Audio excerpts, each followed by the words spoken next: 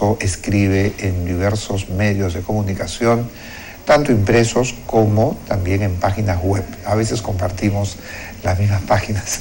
Bienvenido, Víctor, a esta conversación de la mañana. Mañanera. Y te diré directamente, te haré las preguntas complicadas. A veces pienso que se le está exigiendo demasiado a el gobierno cuando se le dice, Ollanta Humala, Nadine Heredia no va a ser candidata a la presidencia. Ya lo han dicho de diversas formas. Ayer dijo, no está en nuestros planes, otras veces ha dicho, no es parte de nuestra estrategia. Desde las entrañas del gobierno. ¿No? Y luego la ministra Jara ha dicho, desde las entrañas del gobierno, por ningún lado es candidata. Pero parece como que hay esto, lo que se llama la profecía autocumplida. Nosotros decimos que sí va a ser candidata y prácticamente queremos que sea candidata. ¿No crees tú que hay un sector de la oposición que quiere que digan exactamente, quieren ponerle las palabras a Humala en la boca? Bueno, en realidad era necesario, en primer lugar, que alguno de los dos miembros de la pareja presidencial saliera a decir, esto no va. Salió la ministra, y yo creo que con justa razón todos teníamos derecho a dudar. Pero ya salió el presidente. Lo ha dicho en algunos términos, algo parecido, podría interpretarse algo parecido, o sea, no está en mi agenda, no está en mis planes, ¿no? Es más o menos, no lo tengo planeado. No ha sido un desmentido categórico. Muchas personas lo han querido entender que sí es y otros mentiz. Otros que no. Otros que no. Que no queda ratificado. En todo caso, yo soy de los que piensa que ya el presidente dijo que no va. Y si en el 2015 o el 2016 la señora es candidata, pues cargará con ese karma, ¿no?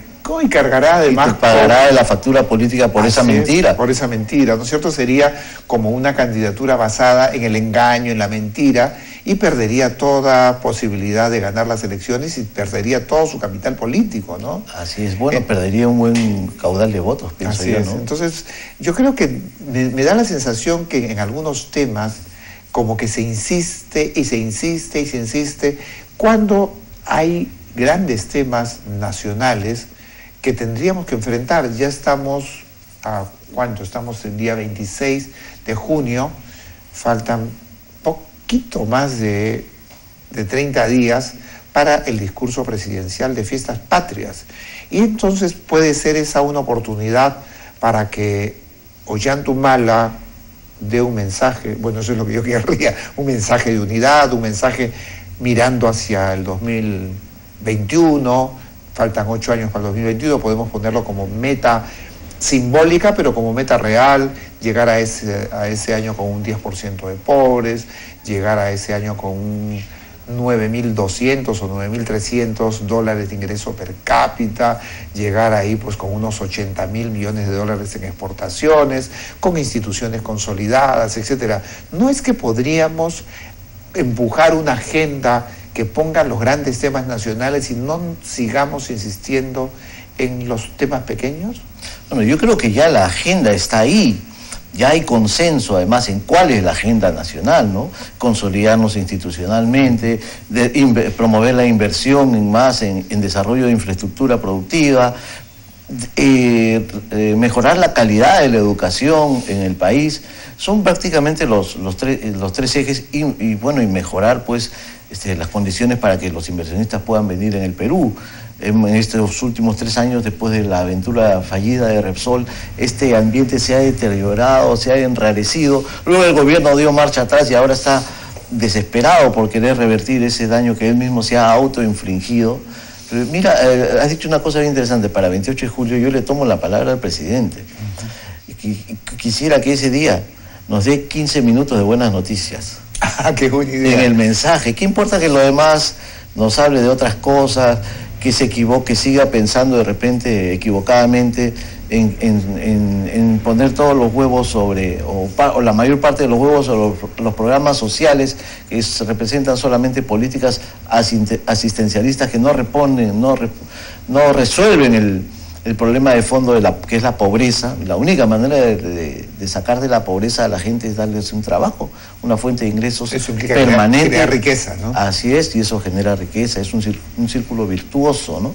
Entonces, que nos dé 15 minutos ese día el presidente de Buenas Noticias. Oye, claro, excelente. Que nos diga, señores compatriotas, a partir de este mes, de julio a diciembre, yo me comprometo a que van a salir 3 proyectos de producción que están estancados. 3 grandes inversiones salen de todas maneras. Y te aseguro que si hace eso, crecemos tranquilamente, pasamos el 6% y llegamos al 6%, porque hoy la tendencia, lamentablemente, ya has visto cómo Merrill Lynch y otros instituciones financieras están modificando su perspectiva de crecimiento, su proyección de crecimiento económico del Perú a 5%, 5.4%. No debería haber razón para que ocurra esa. La crisis mundial nos afecta, es verdad, pero tenemos enormes potencialidades, proyectos que están ahí, que si estuviesen en marcha, hoy, mira, hemos perdido lamentablemente 2 años, 2 años iba a cumplir el presidente, ¿no es cierto? 2011, 2012, 2 años hemos perdido. No hay un solo proyecto grande de inversión que haya sido captado durante esta administración de gobierno. Y los grandes proyectos que deberían haberse puesto en marcha el año pasado y este año se han paralizado. Grandes proyectos mineros, energéticos, en fin, varios. Si todo eso, si hubiese seguido su marcha normal, hoy estaríamos tranquilos pensando holgadamente en superar el 7% de crecimiento económico. Esos proyectos, como por ejemplo la exploración de Cañariaco y el proyecto de Cajamarca, de Conga, de alguna manera se han retrasado por una persistencia de sectores antimineros, antidemocráticos y anticapitalistas, que es una triada, ¿no? Son 3 características. Sin embargo, el presidente Ollanta-Humala, que no ha tenido una posición en ese caso muy firme, ¿no es cierto?, porque ha permitido que esa prédica persista de manera malsana, con movilizaciones, bloqueos, paros, etc. Sin embargo, en la entrevista que hace al País de España, al periódico, expresa una posición muy dura frente a esa izquierda, ¿no? Dice así algo como que no duraron ni siquiera 6 meses, ¿no?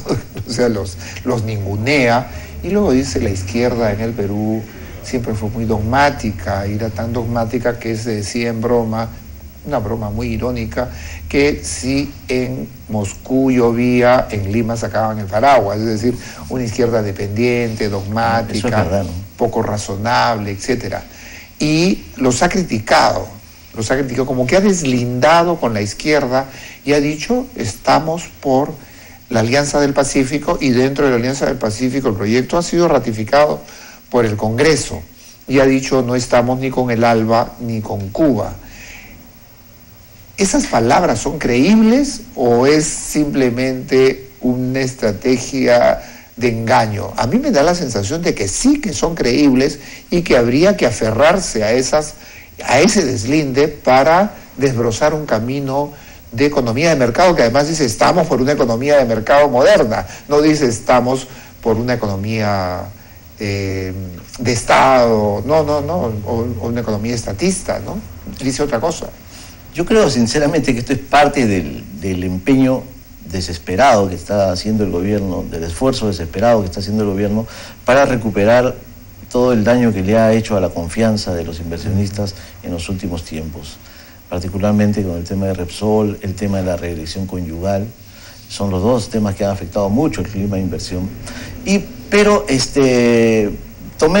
démosle el beneficio de la duda al señor presidente de la República.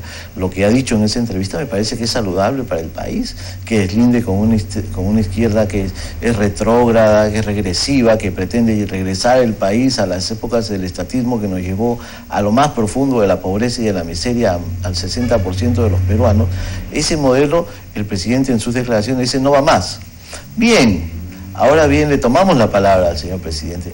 Hágalo, hagámoslo todos juntos, todos los peruanos. Debería ser el paso siguiente, es hacer un llamado para que todos... Porque no entiendo, el presidente dice ahora que está por esta salida, bien, gracias, lo felicito, pero tenemos por otro lado 2 años de parálisis de los proyectos de inversión,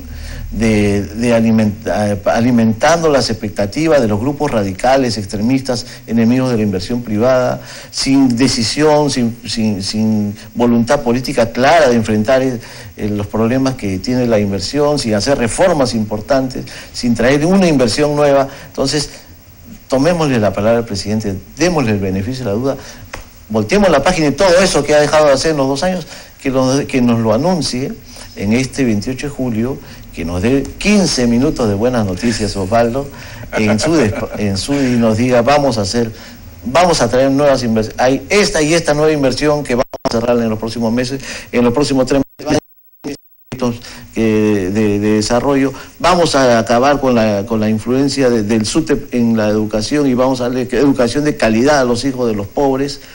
Vamos a invertir tanto en asociaciones públicas, privadas, para mejorar nuestra infraestructura de desarrollo. Vamos a hacer la reforma de la administración pública, vamos a impulsar la reforma del sistema de administración de justicia, de la seguridad ciudadana, con medidas concretas.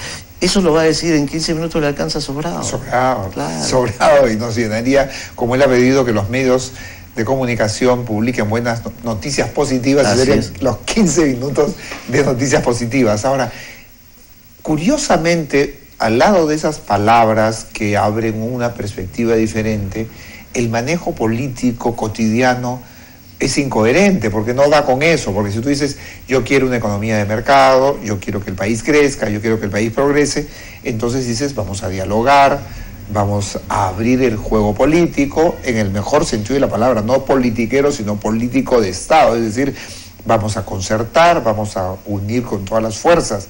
Pero sin embargo, lo contradictorio es que para elegir a los miembros del Tribunal Constitucional, para elegir al Defensor del Pueblo y para elegir a los representantes del Banco Central de Reserva en el directorio que faltan, se recurre al cubileteo político, a la componenda, y como posible defensor del pueblo aparece Fausto Alvarado Dorero, que es una persona totalmente vinculada a Perú Posible, y a Alejandro Toledo, que asimismo es defendido de alguna manera por el Congreso, porque los congresistas de Perú Posible y de Gana Perú se alían para que no se le investigue a Toledo. Entonces, pero de otro lado declara que sí, que Alan García y Toledo deben ser investigados. Entonces, como que hay una distancia entre esas declaraciones y el manejo cotidiano, ¿no? Efectivamente, ese es un tema, otro tema, el manejo político del gobierno. Yo creo que ahí tiene una mala influencia de la izquierda que todavía permanece en el gobierno. Hay una parte de la izquierda que se ha retirado, pero hay otra parte de la izquierda que está en el Ministerio de Justicia, está en el Ministerio de Relaciones Exteriores, que tiene fuerte influencia en la presidenta, y que esa izquierda es la que es muy entrañablemente anti-aprista, anti-fujimorista, anti-Lourdes, en fin, es anti-PPC. Es una izquierda que políticamente tiene mucha influencia en el exterior, sobre todo a partir de las redes que maneja con instituciones de derechos humanos y esto. Esa influencia le hace mucho daño al presidente de la República. Es el último escollo que le impide poder abrirse a las demás fuerzas políticas y construir un consenso nacional. México está dando el ejemplo, el Pacto por México es el camino que tenemos que seguir.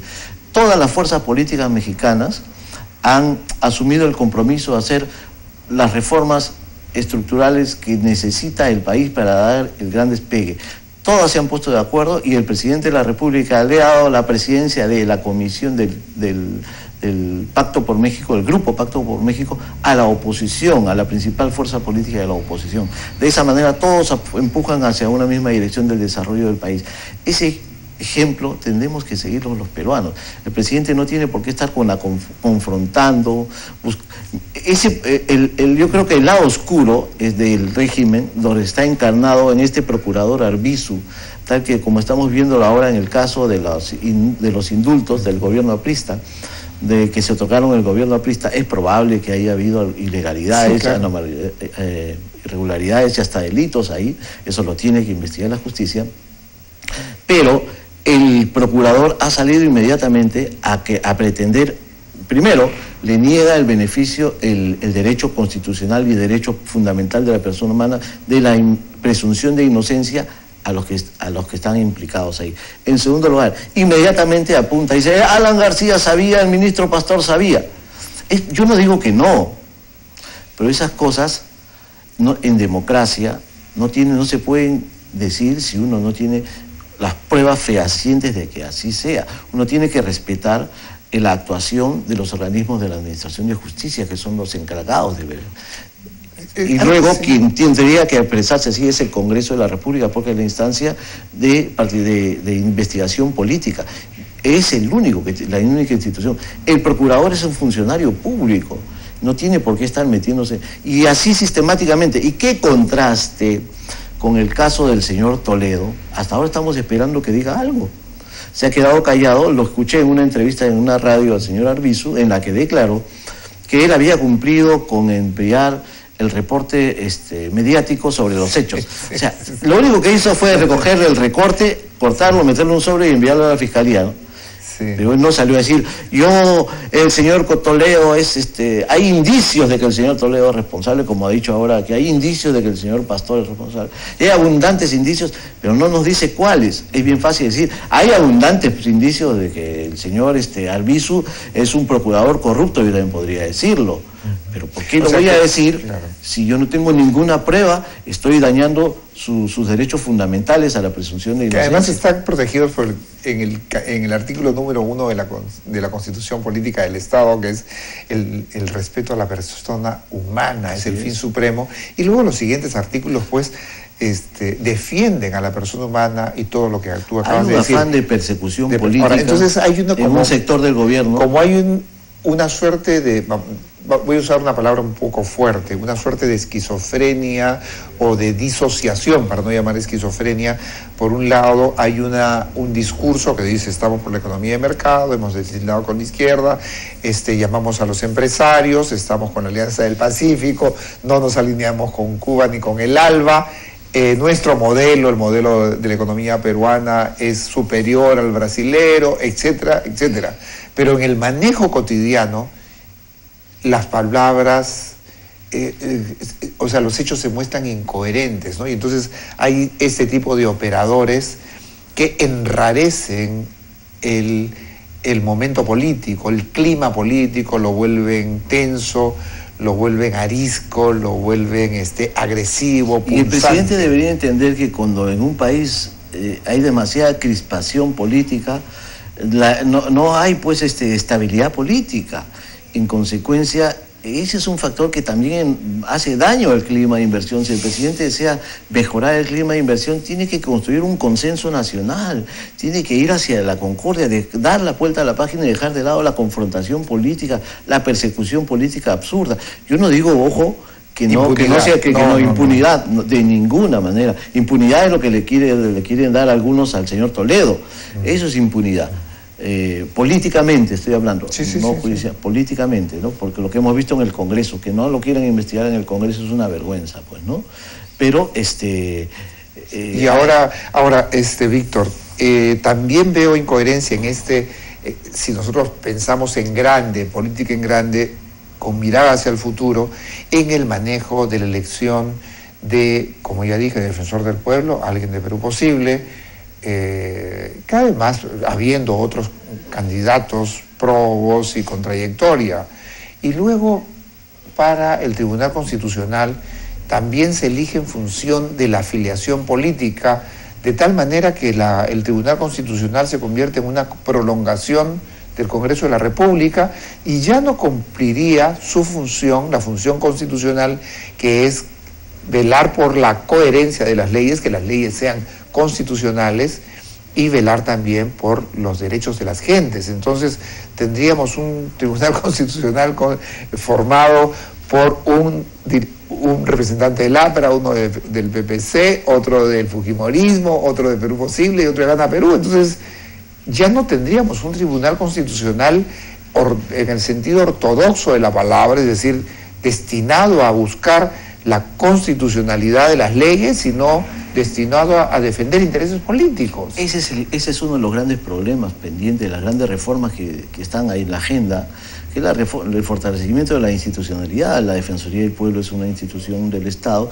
que necesita urgentemente ser reestructurada. Se ha convertido prácticamente en una suerte de apéndice de un grupo de organizaciones no gubernamentales que la financian y responde a los intereses y objetivos políticos del alineamiento político de estas organizaciones. Es necesario fortalecer la Defensoría del Pueblo dándole, sin quitarle la autonomía, pero fortaleciéndola institucionalmente para que no esté dependiendo de estos sectores. En cuanto al Tribunal Constitucional, pues efectivamente ese es el sistema que ha heredado este gobierno, de todo lo de elección de los miembros del Tribunal Constitucional, y eso también debe acabar. No tiene por qué ser politizada la elección de estos juristas. Deberían ser pues personas designadas de pronto por el Consejo Nacional de la Magistratura, entre los mejores juristas, entre un grupo de juristas presentados por las instituciones de la sociedad o por el presidente de la República. No sé, se me ocurre, pero es lo que pasaba antes con los miembros de la Corte Suprema. Me acuerdo mucho que eran elegidos por el Congreso de la República los vocales supremos. Entonces tú veías que los vocales supremos los veías haciendo antesalas, esperando que el senador tal le dé una audiencia para él pedirle que por favor le dé su voto. Obviamente que ya quedaba en deuda con el senador. Político. Bueno, ahora pues aquel que está propuesto por una bancada va a quedar en deuda con esa bancada, ¿no? Entonces, ¿cómo resolvemos Como que esto? se pervierte el sentido del tribunal. ¿Qué mensaje le estás dando a los ciudadanos? Así es. Que aquí esto es una cosa de parcela política. Así es. Y que aquí lo que están estos señores, el día que haya un problema de una demanda de orden constitucional sobre un grupo político, ya sabes en qué va, ya sabes cómo van a resolver, qué va a pasar, o que se va a negociar políticamente adentro para resolver el tema políticamente, no en términos constitucionales, jurídicos. Porque es el caso de Venezuela, por ejemplo, todos los organismos están copados, ¿no es cierto? Claro. Todos. Entonces el equivalente al Tribunal Constitucional, el Tribunal Supremo de Justicia, está copado, pero por un solo partido, pero acá está copado por varios. Entonces también es la misma perversión del sistema, ¿no es cierto? Porque allá lo copa uno, pero acá son varios partidos que luego entran a negociar. Entonces eso no fortalece el sistema democrático. ¿Cuál es el reto, tú dirías, que tenemos hoy en este momento en el país? ¿Cuál es el reto que tienen las fuerzas políticas democráticas y que deben señalarse para esta coyuntura? Bueno, yo creo que el principal desafío de las fuerzas democráticas del Perú es construir el gran consenso político, el Pacto por el Perú, tal como lo ha hecho México. Ese debe ser el gran objetivo inmediato, y mientras el gobierno siga siendo el obstáculo para lograr esto, porque si tú observas el panorama político, todas las fuerzas políticas tienen la voluntad y son conscientes de que es necesario llevar a cabo esas reformas. El único sector que se opone a esto es el sector de la izquierda, que aún permanece en el gobierno, que es el que busca el que promueve la persecución política, promueve la incordia, en fin, y promueve todavía la aplicación de políticas conciliadoras con los enemigos de la inversión privada. Entonces, ese es el principal obstáculo. Luego el presidente de la República tiene que ponerse por encima de todos, ver las cosas como están y convocar. El otro tema que debe estar presente en la agenda es el otro lado de la institucionalidad de los partidos políticos. Creo que es urgente que los partidos políticos se unifiquen criterios en torno a la necesidad de fortalecer el sistema de representación política, el sistema de elección, ¿no?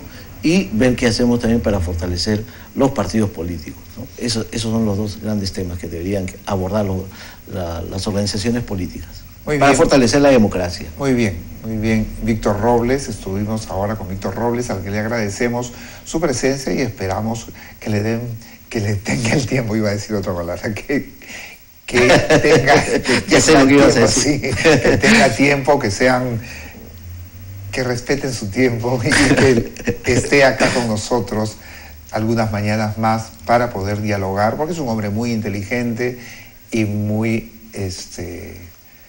sensato. Y ahora nos vamos con nuestros colegas de Unitel Huancayo.